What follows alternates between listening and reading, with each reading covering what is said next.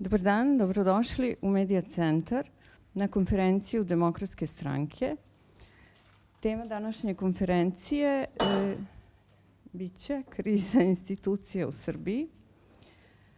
Učesnici konferencije su gospodin Branislav Lečić, predsjednik DS-a, Vojislav Janković, potpredsjednik DS-a, profesor Dragoslav Šumarac, potpredsjednik DS-a, general Petar Radojčić, potpredsjednik DS-a, Jovana Jovanović, potpredsjednik DS-a, dr. Milica Slijepčević, potpredsjednik DS-a, Milivoj Petrović, predsjednik pokrajinskog odbora DS-a, Goran Ćirić, bivši predsjednik poslaničkog kluba DS-a i Igor Momčilović, ekonomista.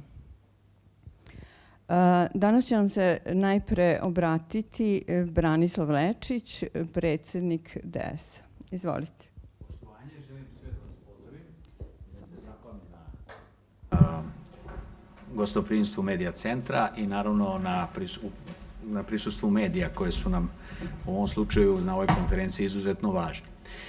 Podsjetio bi vas da, evo, primjerom koji sami pokazujemo, nosimo maske, da potpuno saučestvujemo sa situacijom svih građana u Srbiji i preporučujemo svima da se držimo pravila, zato što ćemo time smanjiti i širenje infekcije, to jest virusa, a i spasiti možda neke živote.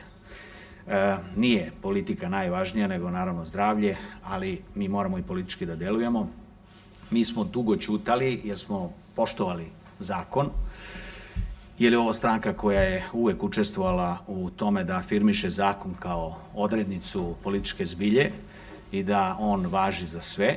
Zato smo prilikom našeg upisa u Ministarstvo državne uprave i lokalne samouprave čekali onoliko koliko je bilo potrebno da taj upis dobijemo. Pošto ga nismo dobili, oglašavamo se i najavljujemo da ćemo se stalno oglašavati, bez obzira na to koliko će trajati upis u Ministarstvo državne uprave i lokalne samouprave. Podsjetio bih vas na današnji dan, koji je dan ljudskih prava, i mislim da je vredno skrenuti pažnju, jer je Demokratska stranka uvek bila ta stranka od svog osnivanja pa do dana današnjega. Također ću vas podsjetiti da se radi od 100 godina od osnivanja baš ove godine i 30 godina od obnavljanja.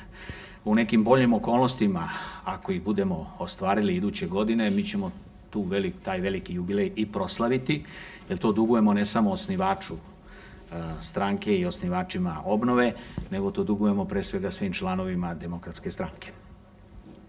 Još bih podsjetio da je ovo i zadnji dan borbe protiv nasilja nad ženama, a Demokratska stranka je od uvek bila poznata po tome da je štitila prava žena, pogotovo reagovala intenzivno i jako kad je u pitanju nasilje nad ženama.